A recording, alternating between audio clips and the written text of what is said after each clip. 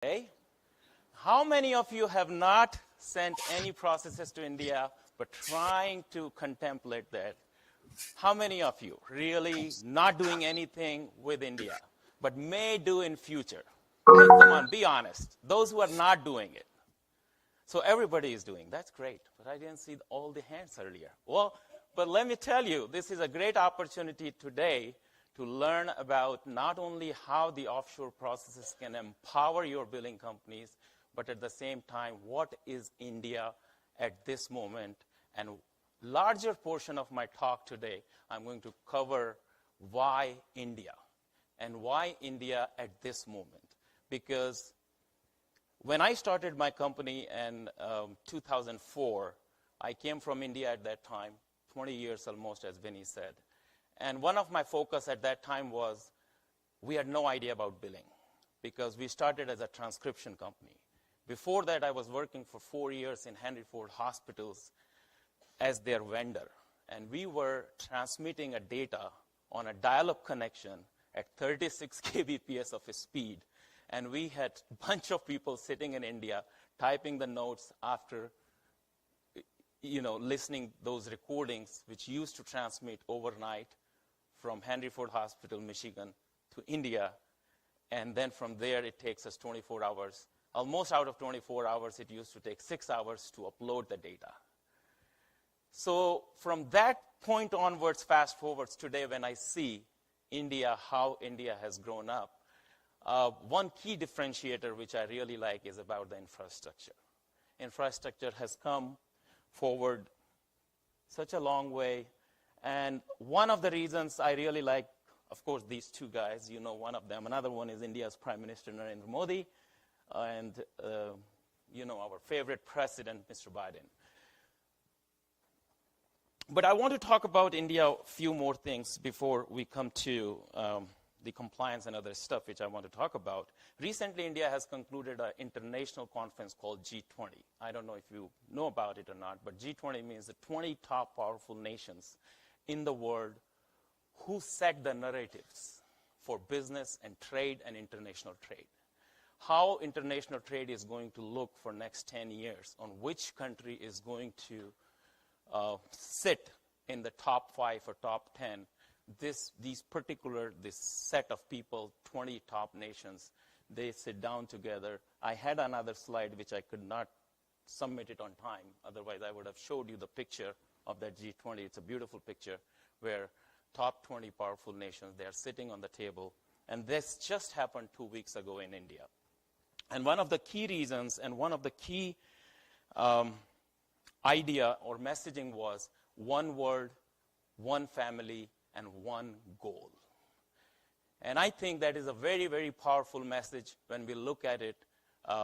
Any industry, just not medical billing industry, just not revenue cycle management industry or a healthcare industry, but as a large, when we talk about any kind of business process and transactions which is happening across the border, and how you are adopting it, how you are embracing it, how you are accepting it as one transaction. And that is a big deal, big change which has happened in the last 10 years when we are talking about, if I take like 3 or 4 things, top three things which has happened in India, one of the major things which has happened is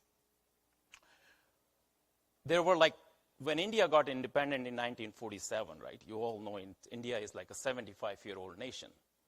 First 65 years, India's economy until 2014, the economy was little less than $1.7 trillion. And if you see last 10 years, today, if I see, it's almost $3.7 trillion. So it took 65 years to reach $2 trillion economy, and now in the last 2 years, it has just doubled. By the 2023, end of 2023, we are almost crossing $4 trillion economy. And that's a big change. And that change doesn't happen overnight just because of the political ambitions or political will. Of course, it plays a bigger role. But more than that, the change has happened because of the demographics of India, which has changed in the last 20 years. Today, there are over 65% population of India is less than 35 years of age. So when I'm standing here, the power behind my confidence is their hopes, their aspirations. This is the young India which is ready to take any courage, any risk, any possible challenge which they can overcome or they can convert them into possibilities and opportunities for the world. And that is the thing I wanted to mention here, because this is a platform where a lot of our colleagues, people who are sitting as our board members, people who are sitting and doing some business in India for the last 20 years, they probably know how the talent works, how the skill set works. They know some of the things which I'm going to talk later about, but they may not know what is the power behind Indian workforce, which is empowering them, giving them that confidence that they are setting new standards and they are absolutely working on the international standards when it comes to the quality of the work which they are performing. And that is one of the reasons I wanted to really talk about this particular topic. I'll give you a story about the infrastructure. So I just told you when I started my company in 2004 to 2006, almost we were working on a dial-up connection. Right now in India, the largest network, 5G network, it exists in India. It's called Jio. And the richest man in the world, Mr. Ambani, he owns that network. It's called JIO. You can Google it. It has a massive data bandwidth. When I go to India now, my company is in a remote part of Jaipur, which is about 35, 40 miles. And we never even had the cell phones there. We did not have even cell phone towers at like 5 years ago. Now when I go there, I work from my home. I can have a 5G speed on my cell phone. I can connect that cell phone with my laptop, and I can work with the same speed I work at my home here in Tampa. And that is a massive change when we talk about the infrastructure. Same thing when I talk about you. This is the latest picture. I was going, this is from Delhi to Jaipur. It used to take 6 to 7 hours. And my hometown is Jaipur. So 10 years ago or 15 years ago, even 5 years ago, 3 years ago, in fact, it took me 6 hours. And sometimes if it is traffic, it will take you 7, 8 hours. You would be stuck. This is the latest picture from Jaipur to Delhi. It took me 2 hours. And this change just didn't happen overnight. But this change, what you see, happened in the last 5 to 6 years. And behind that, of course, there's not only a power of political will, as I said, political ambition, but the demographics, which has been changing rapidly in India. Now, I did some math, and those numbers came from Google. I'm going to share it with you. These numbers are very simple to understand. So you know, India is now broken the record for the largest population, 1.6 billion people, 1.5 billion people. So do your math. Out of 1.5 billion people, 55% and above, 55% people are employable. So they are ready to take any employment, about 800 million people. Out of that, 65% are below the age of 35, which leaves you about 500 million people. Right now in India, there is only 5 million people who are employed in a BPO industry. Across the board, there is only 7,000 BPO companies. And out of 7,000 BPO companies, there's 4,000 just billing BPO companies. So if you look at the opportunity to scale, if you're looking at scaling your business and seeing and adopting and taking that opportunity, this is just less than 5% who are working in the BPO industry right now. What could work? So if you take, let's say, just a 10%, it would be 50 million people working in the BPO industry in the next 10 years. And this is a massive opportunity, massive, massive opportunity to tap. That talent is untapped. They are a skilled workforce.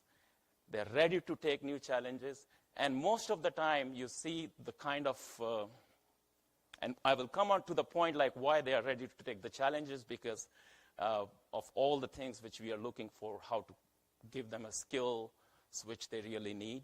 Of course, there are some challenges, but one narrative I really want to set here, that India is evolving and it is setting its own business models. I mean, me and my wife, we always go to India. She's sitting here, and we always discuss in the last 10 years that what has changed. And one of the things we always just scratch our mind, oh my God, we have told them several times, they just don't get it.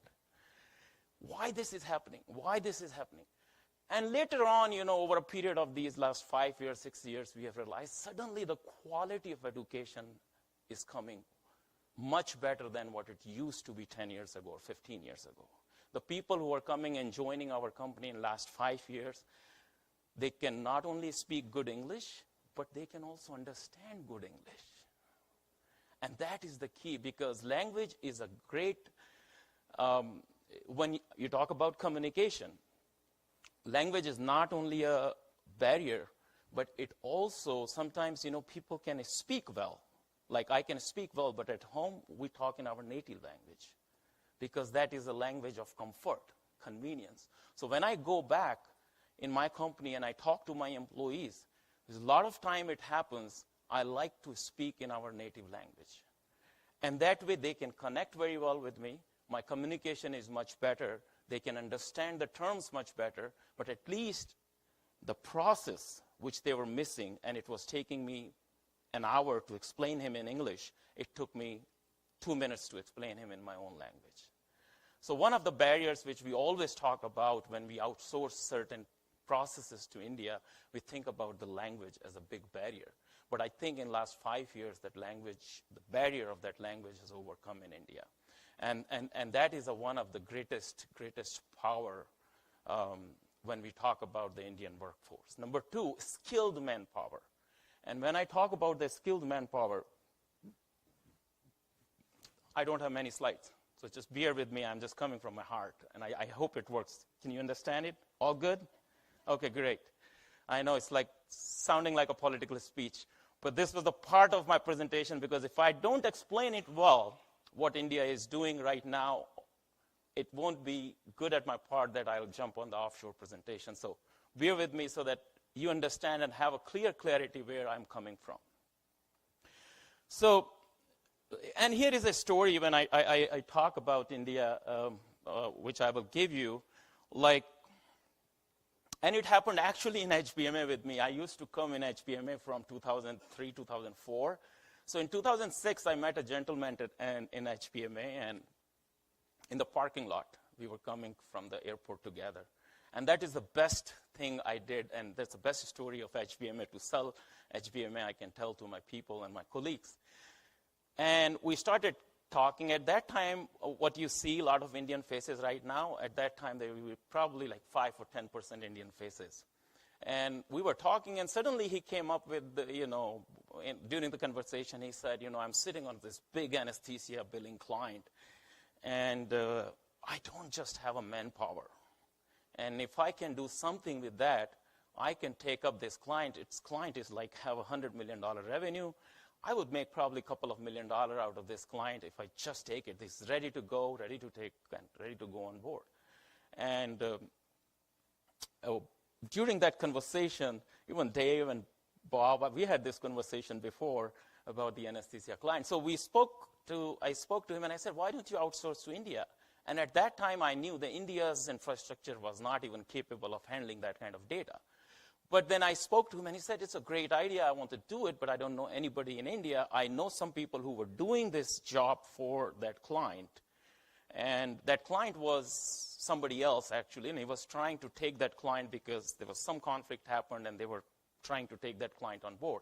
He said, I know there are people who are working in South India somewhere for that client. And he asked me, where do you operate? And I said, I have a small unit in North India somewhere near Delhi. He said, how would we bring those skilled manpower to India? And we need at least 150 people.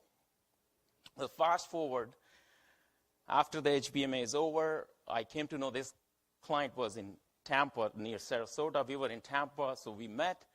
He came to my office. And fast forward, within 2 weeks, me, my wife, my kids, and these 2 clients, we were on our flight to go to India. We went to India. We had no idea what we were going to do. I didn't have any unit. I had nothing at that time. All I know is we had a small training center, which we started just to teach medical billing to people who were just working there. So we had only 10 computers at that time. And he was looking at 150 computers. At that time, there were only 2 companies which were giving computers to India. Dell just entered, and there was a company called HCL, Compaq Do you know Compaq? Do you remember Compaq? There used to be a company called Compaq. They were selling computers in India. So then I said, okay, while in the aeroplane, we landed in Delhi. We were there a couple of days in Delhi, and then they said, we are ready to go. Just hire people, put computers at place, just do it. For 2 weeks, we are getting the business. And we were so much in confidence. We didn't sign any paperwork, no contract, nothing. It was purely just conversation. And I said, seriously? And that was my first business conversation. I just came to that country in 2004, so I was not that kind of, experience into handling people and not even refined. My English was terrible at that time, but I was able to explain it to him. So finally, fast forward, he said, he stayed with us, and we published a big news item in a local newspaper. And at that time, if somebody goes from America with a white face, and his girlfriend was with him, and he was there in front of the cameras, and he said, we are going to hire 300 people in this small city. And everybody started listening to him. Oh, really? It became a big news. And next thing we know, in our company where we were hiring people, we had some other things going on in that building. We have a line of people waiting and just to be interviewed. And they had no idea what medical billing is, but they just wanted to come and just take up the challenge. They said, we advertise that, do you know English? Can you speak good English? Can you read English? We are going to train you. And you would see 5,000 people just lining up. Finally, because we needed skilled manpower, so this guy said, the best idea would be if we can somehow fly these people from South India to North India. And I said, that's not a problem. And when we talk about India, you really have to understand one more thing. India is not just a country with people. It is a country with people and culture. And that culture is totally, totally different. And if you are not in that culture, it's very difficult for you to understand that culture. And that culture comes from a lot of factors: religion, background, caste, different type of things. And I remember exactly in this case what happened. We had 35 people ready to leave their hometowns, their families, just because they were fearful if they don't do that, they are going to lose their jobs, because that process was moving. They all know, they had ears that, that process is moving, something happened, company is deciding to move their process somewhere else. So they said, we will go with the process. And overnight, these people flew to Jaipur in Delhi, and they said, we are ready to work for you. So within 2 weeks, fast forward, we have ordered computers. We have a 35 skilled manpower working for us. And 2 weeks, we have the process which moved from Atlanta, from South India to them, and they started working on it. A lot of things happened later on. I mean, I had this client who stayed with me for almost 10, 12 years. And as Dave said, sometimes people leave because they find venture capital. I mean, that client exit with at least $100 million cash in his pocket. He was very happy. He lived somewhere in Virginia with a big yacht. So the story, the reason I said I wanted to tell you this story is when you deal with India and Indian culture and a business, sometimes we see other things. We see, hey, do you really have a certified degrees, certified medical billing degrees? Do you know this specialty? Do you have this particular experience for handling charge entry, claims entry, calling AR, patient, all of them? But sometimes you have to see what is the larger picture. How's the motivation of people? People is a big force, and how motivated are that individual to put his life on stake when he comes and ready to take you as a client and take a risk of learning that new set of skills, and then it's like a marriage for them. If they start working for my company, I have 40% employees who have been working for me for the last 15 years. They don't want to go. They don't want to go anywhere. Even if you pay them double the salary, they don't want to change. They have their family system. They live there in the same small town, and they don't want to change. They just don't want to trade in with any other thing, and especially money, no. They may leave you and join somebody else within their neighborhood if they find, like in big towns, this is happening. This is a big challenge in India, in a bigger towns. If you go, Chennai, Mumbai, Delhi, where there are a lot of companies, a lot of options. Yes, people go, switch, change like a revolving door. But when we talk about this small town, this is a one big cultural shift, which we all have to understand why people stick to their job, not because of the money. They stick to the job because of their culture, family values, system, their convenience. It takes 2 hours for an average person from my company in India. Now let's talk about it. So this is my company in Jaipur, that building you see in the left-hand side, and this is the right, this is the cabins we have. We have about 100 people who could sit in one cabin. It takes on an average, so this place is about 35 miles far from a regular metropolitan city where there is an airport. This is like about 30 to 45 minutes drive from the airport. And airport itself is about 30 miles from the city. So on an average, it takes 2 hours for a person when he leaves early morning from his place and come and sit on his desk. And then he works there for 7 hours, of course, with the breaks, and then leaves in the evening. It takes another 2 hours. So it takes almost 11 hours this person spends at my company. And I'm sure this is the case with any other company, those who are having large set of pools, those who have large set of pools in India. So this is one of the biggest challenge India has with the infrastructure. Even with the perfect infrastructure which you see here, the kind of demographic explosion which is happening in India in the last 10 years. You have some pros, but this is the biggest flaw where a person has to spend 4 hours in the transportation. So guess what? My cost of people, if it is 60% of their salary, 40% is the transportation and food. And if I add that cost, and I don't charge my client per FTE, and I only charge them by percentage base, like contingency based, most of the Indian BPOs will go bankrupt, I can tell you. Because it just doesn't make any sense. We have a fixed cost to run business in India per FTE. And people who understand that business model will realize what I'm talking about. Because what happens, you have all kind of clients. Just like that, we take client in 5%, 6%, 7%, 10%, depending upon the specialty.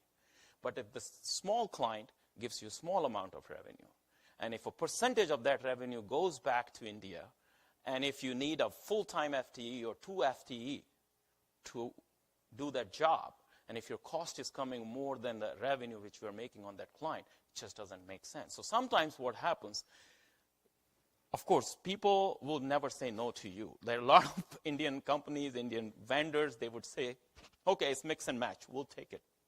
Some FTEs, some percentage based, some revenue based, but the best business model is when everybody is fed properly, and that works long term.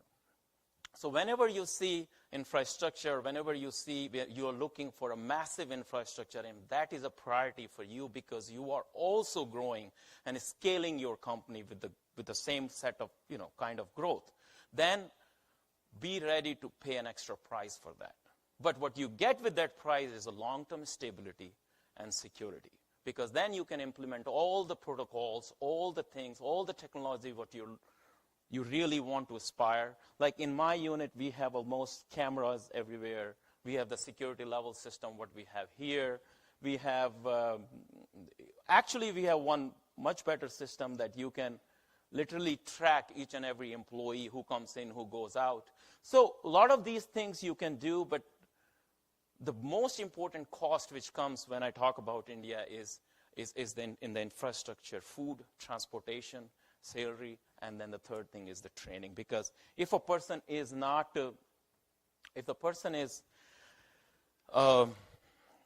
let's say we have one person, I'm sure people who are doing billing at both places, they say it's a 1:3 ratio. So if I have one biller in my office in Tampa, and if I have to send that process back to India, and if the 40%, 50% job of that client belongs to AR or claims or denial, the process becomes a little difficult in India to handle. But if it is a manual charge entry, data entry, anything online, research, eligibility, where they can hustle more, the process becomes easier at India side.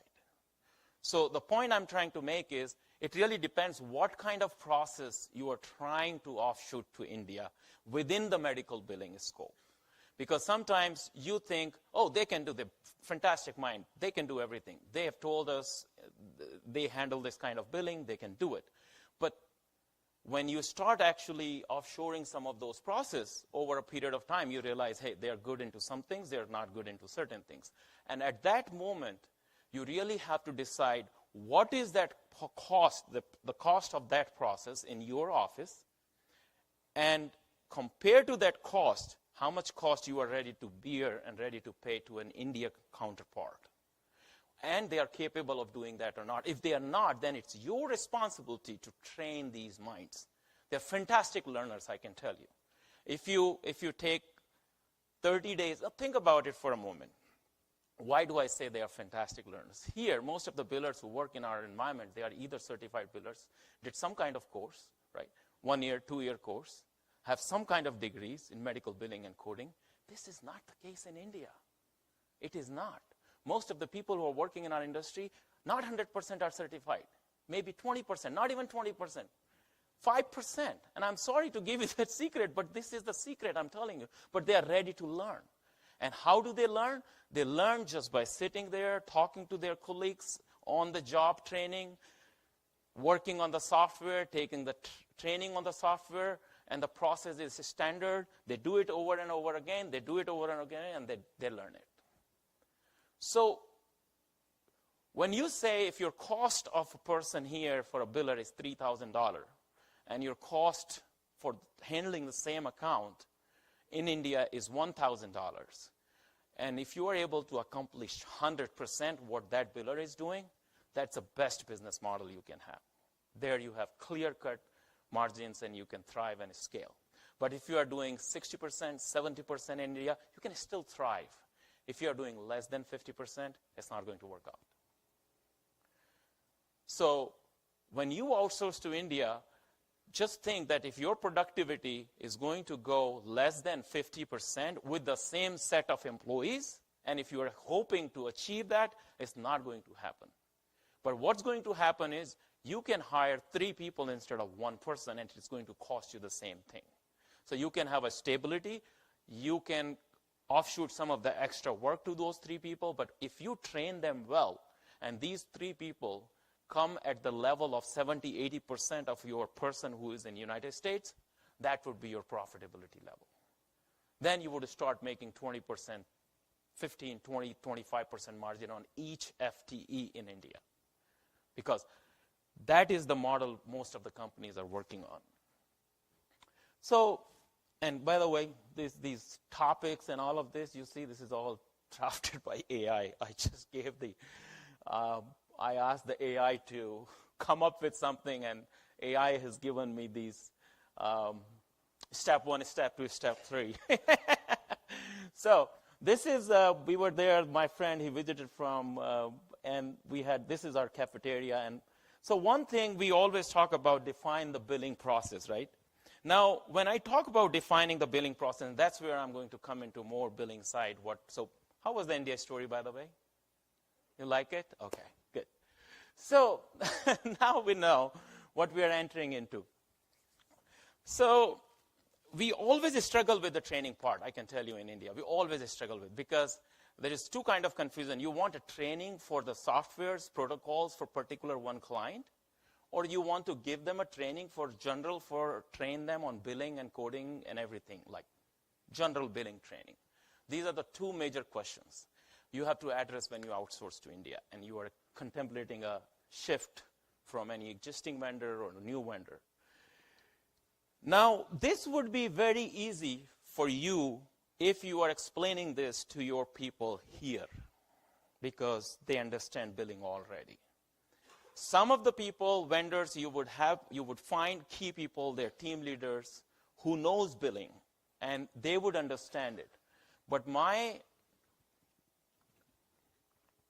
experiences, and I'll give you a great resource to find to aid yourself for training, and that resource is in MGMA. There is a book called, what is this? It's called some potholes of a medical revenue cycle management. It has like 3 or 4 versions. Elizabeth, she is the one who wrote this book from HBMA. It is a fantastic Bible of medical billing. If you really want to teach somebody medical billing and the entire process, read that book. It's by Elizabeth, I don't know the last name, Woodcock. And the 3rd version on it, it's online, it's on MGMA. You can go, download it, buy it. We downloaded it. And I have been using that book for last almost 10, 15 years. She keeps updating that book. And that book gives you a perfect course material to teach anybody, especially who is unskilled into medical billing and coding. And you can find that on mgma.com. But that is a great resource. So if you do not have your own process written, follow the industry standard process. And that is the book which I have been using it. And it is the only difference which I would say is when you try to teach them, and it takes typically 1 to 2 months for a person to really get hold of the billing process who is totally unskilled. Because the first thing you have to just explain him the entire industry about why this industry exists in US. So that's how, when I go back, I take the classes, I always talk about the insurance system, reimbursement system, how it is very similar to India and how it is compared to United States. It's totally 2 different type of systems. So it takes us some of the time to explain those things. But finally, if you have a very well-defined billing process, they would get it. And they are very quick to get it. Another thing which, a story which I'll tell you what we did is for the training side.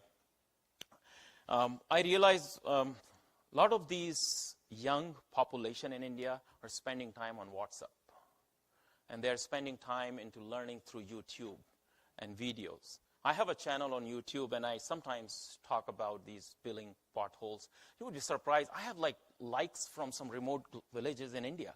And people go on my channel and they just post questions. How can I post this EOB? I received this. I'm confused. How can I do this? How can I tell us what is eligibility? Tell us what is Medicare Advantage plan. Put a video for, FAQHC or put something. And I realize, how do they know all about it? And why they want to learn it? And then I asked, why do you want to? He said, we are working from home for a billing company. And so they're very good into picking the things. So all you have to do is just give them an idea.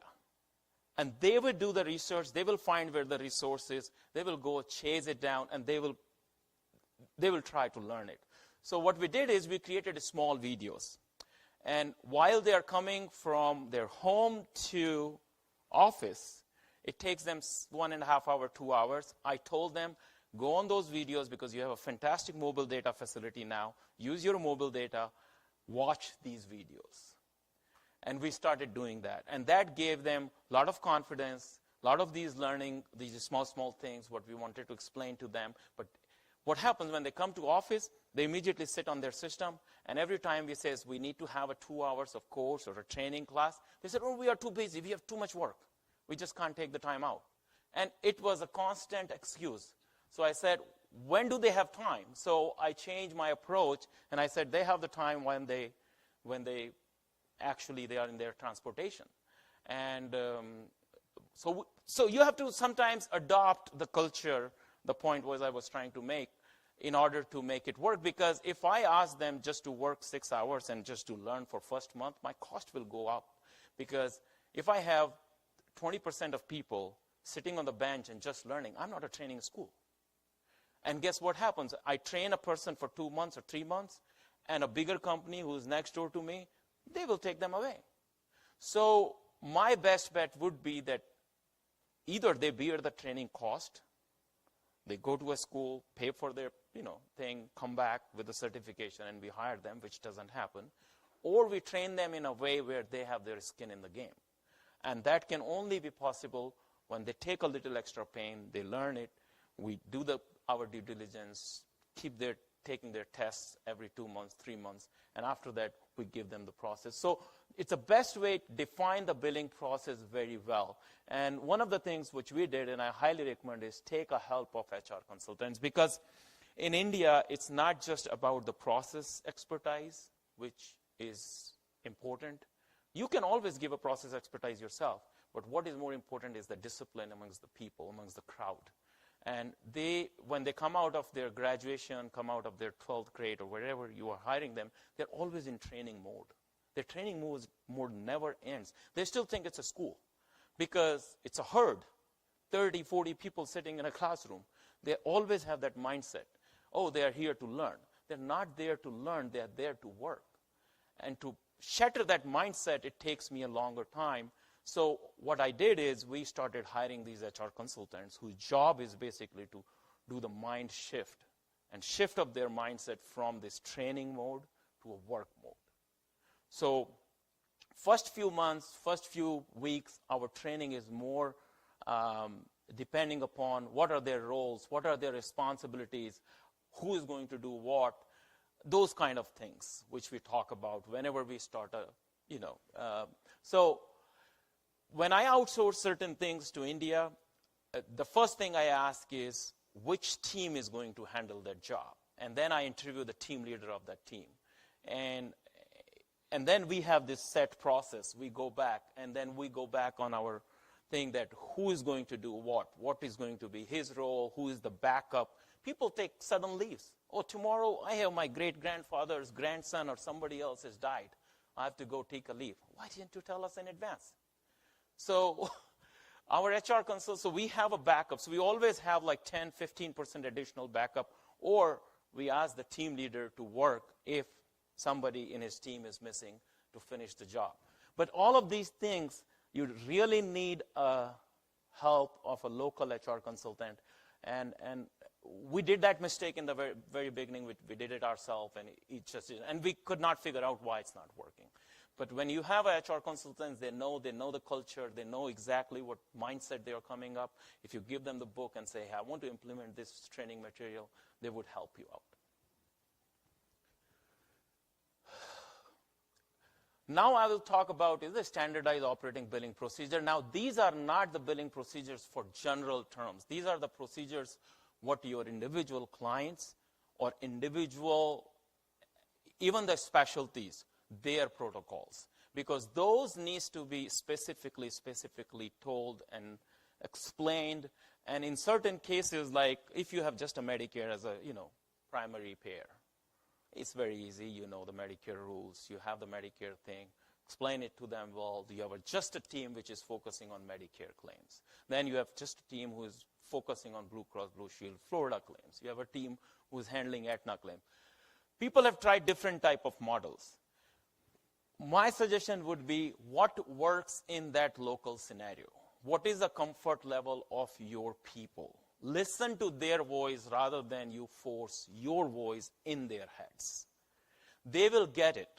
It's just a matter of how you are communicating it to them. And that makes a huge difference because, as I said, the challenge is not that they are not understanding or there is a lack of communication.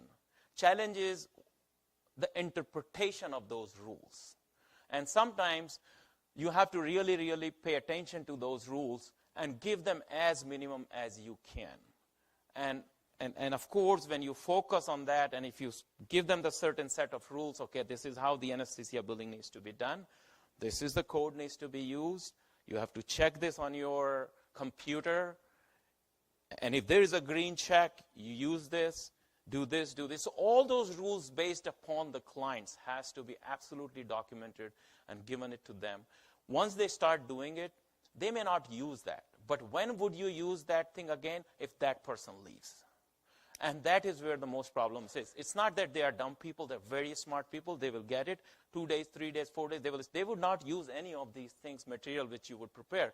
But what will happen is you would not know when they will leave. Person is working for you for 10 years, and suddenly he will give you a notice for 2 days. And at that time, you would need those documentation and give it to the new team. Hey, that guy was following this. Go ahead and follow this documentation. And that documentation needs to be updated all the time. So what I do is normally I go back and check with them. And when I go them, meet face to face, it always makes a difference. Sometimes you don't visit them. You don't even know who's doing your work in India. And I can tell you face to face, it is much better to spend $5,000 on your business class ticket, fly from here, go to Delhi, Mumbai, Chennai, wherever your work is, meet the team. It's the best investment of your thing. Oh my God, I've been speaking for so long. Okay. Develop a communication plan. As I said, the challenge is the cultural differences. This is the client. They came. We celebrated his visit in our company, pampered him with the dance and music. I'll go quickly. So I spoke about on the job learning. People are extremely motivated with very sharp intellect, and they have an unprecedented drive and hunger to succeed. And I can tell you what happened. If you are a company which is growing like with a speed of 20%, 30% every year, and so there are, I'm talking about the billing company here. If we have a growth and we are giving them continuous work, we are feeding them, they would never say no. They would just take it. They would say, okay, keep coming. We'll do it, without even realizing that this can break down all the clients across the board, because quality will go down how much somebody can do it. But if you have a process like a bigger companies in Chennai, companies in Mumbai and Delhi, and even at one point, I remember we had a very big client. We hired 300 people in like 1 year for that client. And we realized over a period of 1.5 years, our quality goes down. We had different set of challenges which we faced. And the main challenge which we faced at that time is people, their expectations, their aspirations were, this company is growing, and then we need more money, we need this, we need that, and then at some point you would realize that process which you are giving it to them, they almost patronize that process, and they don't want to share that process with somebody else. Because, so what happens, we have certain set of clients who has been with us for many, many years. The same set of people has been doing that client. And I asked them, change your team. You change yourself to some other team. Jump from one company to another company, because that way you would learn. But they don't want to change. They said, that the whole process is so patronized. We are so comfortable. Just give us more anesthesia client, or just give us more cardiology client. Just give us, we will do it. And I said, no, that's not how it works. It is not in our hand. When we are a billing company, we are getting different set of clients, different kind of a specialty as a client. You have to be diversified in your approach, in the mind. But it is a mindset that they are very comfortable in their skin. And that is the time when you really have to shatter their notion and then say, be open, be flexible. And that process has nothing to do with billing, but that is a cultural process which you have to teach it.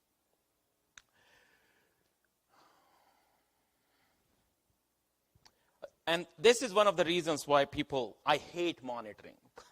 So a lot of people, when we go there, they always complain about it. Oh, this person is always sitting on my head. I just can't work with it.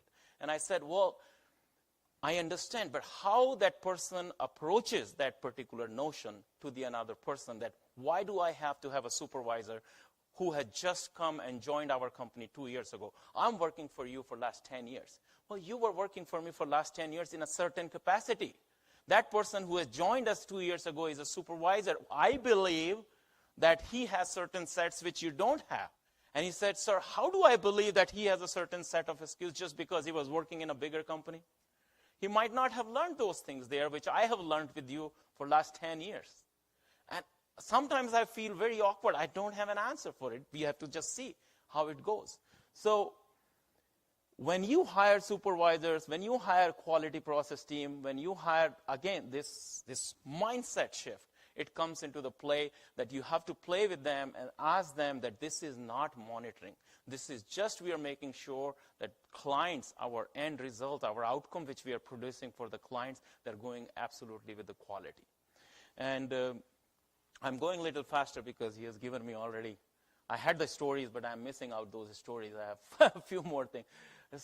Okay, so this is my favorite thing, how to establish escalation and issue resolution, because what happens, as I said, people have their personal life as a priority. So when we talk about India, and this is, I don't want to just, kind of give a bad impression or anything negative, but family values and the family system India has, most people live in a joint family, which means 4 or 5 people live in the family. They live with parents. So even if their job goes away for 2 months or 3 months, it doesn't break their bank. They don't have to pay a mortgage. They don't have to do anything additional to bear themselves. They can live without a salary for 6 months. Sometimes they can live for a year. Why? Because they have a family system. Somebody is taking care of their needs, everyday needs. They are still fed, and it's not the government who's paying for it. It's their family. So the priorities are more for families. So they can give you notice even 24 hours, or they will not even show up. So we have, like in our company, I don't know of other companies, we have at least 5, 7 people, when they get their salaries, they don't show up the next day. It happens quite often. And normally, we used to give salaries after 8 days or 10 days because of that reason earlier. But then I realized it created a lot of discomfort in our employees. And they were hoping to get salaries on the 30th of, or the 1st of beginning of the month, so because we thought that if we give them a salary on 8th or 9th or 10th, then probably we can hold them for another 1 month. They would not leave the company right after getting the salary because they have 8, 9 days they have worked for us. But that was giving us a different type of problems. So that were putting all these 80, 90% of people who wants to work for you in discomfort. So then we decided, okay, don't worry about these 5, 6, 7 people because they are eventually going to leave your company. And if they are staying in your company, they're not doing anything good. So we decided, let's just distribute all of our salaries on day 1, no matter whether the person stays with you or not stays with you. And if somebody wants to leave, they can leave. And that's what we did. So because of that, sometimes you have to really, really establish a team whose job is across the board escalation. That if something happening, like if it is a bigger client, smaller client, there's a complex process, you cannot stop it. But normally in a billing, there is no emergency unless there is a bigger emergency where, if a claim is not going today, it will go tomorrow. I know it. It doesn't break my bank. Unless my client is really, yelling on me, hey, why didn't my claims go out today? Well, it was a holiday in India. So, in India, there are 24 holidays. Here we have 12. So it's a different type of, they take holidays with their own convenience in a different ways. Marriages, funerals. It's just different type of, that's another thing, when we're talking about HIPAA. So recently it happened in India after G20. That's another infrastructure thing. Now countries are realizing the importance of privacy, respecting the rules for safety, security, and there are various laws which they have implemented to protect the information, and especially in the field of cybersecurity. So even now in the domestic police and our law system, it has improved tremendously in the last 5 years, and they are almost following the same international standards when it comes to privacy, security, and protecting the information using cybersecurity. So like if there is a cybersecurity threat or something, you can actually go and lodge a complaint and you can get that thing settled. So those things started happening regularly. But my best bet would be communication, communication, and communication. So we always have a person sit in front of us and start talking about these things whenever there is something happens like this. And that always works in India, one-to-one, face-to-face conversation, and it's really easy. So if a company has 500 people working from home versus a company has 500 people working from the same facility, I would prefer that company over a company who has 500 people working from home. Even if somebody has 50 people working from home or 100 people working from home, I would give a better weightage to that company rather than a company where people are working from home. I know my wife, she just doesn't like people working from home. She said, I can't see it, I can't handle it. So people have different type of, mindset how it works. Well, Winston Churchill said it right. To improve is to change. To be perfect is to change often. And that is one of the things which people hate in India. But I tell you, if that doesn't happen, things won't move. And you have to just figure out a way how to make it change and how to make that change often and often and often again. The best way is regularly review and evaluate the process with the client. Go back and check with the client how it is happening. Implement change based on data-driven insights. So I think there are some companies here in the room, and we have always been talking about how do we know, how do we measure, how do we see the quality, how do we know who is doing what? Because every time you pick up a phone or send an email to a team leader, talk to the person, they always say, oh, everything is good, everything is worked out, don't worry about it.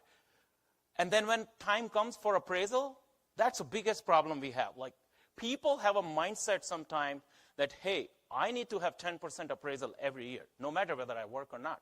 And I said, no, this is not happening. We need to know how much you are working. What is that you did different in this year that I can give you 10% promotion or 10% more money next year? But that never happens. And, oh, my supervisor, he tells me I'm working very hard.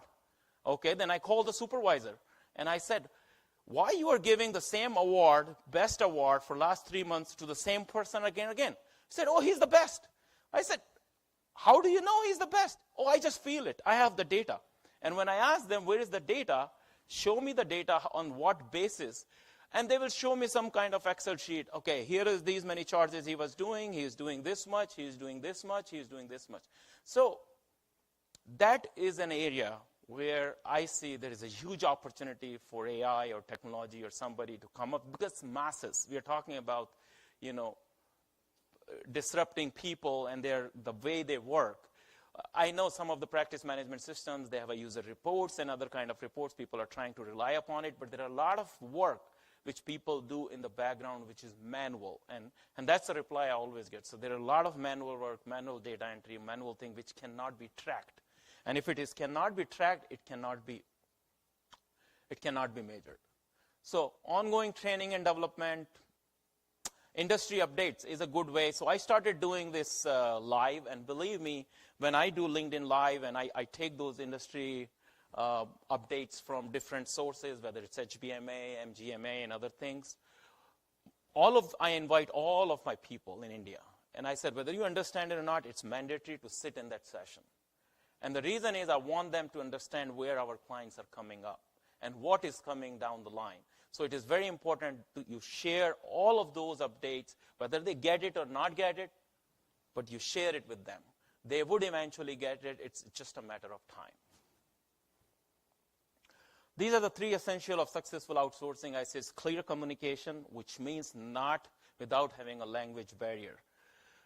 Trust and continuous improvement. This is how I see it. This is our team. We took this picture, but this is how I see it. There is no other way. You can skill them. They are skillable. You can give them whatever the tips you want to give, but these are the key essential successful outsourcing, where you have absolute clear communication, build a trust, and again, as I said, trust is more touch and feel. Go talk to them face-to-face, Zoom calls, video calls, meet them, understand their family values. I'll give you one very beautiful story in the end quickly. There was a girl who came to me, and she said she has been working for me for the last 10 years. Very extremely good girl and very down-to-earth, humble family. And while I was traveling, and she said, sir, it's really too much. Now I am married. I have a kid, and it is too much for me that I leave 6 o'clock morning, and I have to go back home by 7 o'clock. I have a husband, I have a kid, I have in-laws, and I cook for all of them. It is just becoming too much. And we eliminated our work from home policy. So she came, and then she said, okay, I'll join. She explained it to her husband, and then her husband agreed that, okay, if you are so passionate about this job, go and work. I told her, she came to Mike, I said, it takes you 2 hours to come here, 2 hours to go back. Now you have spent 10 years of your work, which is a very extreme matter of pride. Find a job somewhere near your home. It's very easy. See, we have 400 employees. It doesn't matter. If you leave, I want you to work for us, but if it is not practically possible, find something close to your home. You know what reply she gave me? She said, sir, I want to be the CEO of this company one day. Think about it. How do I encounter that? So this is India, and this is outsourcing. Thank you.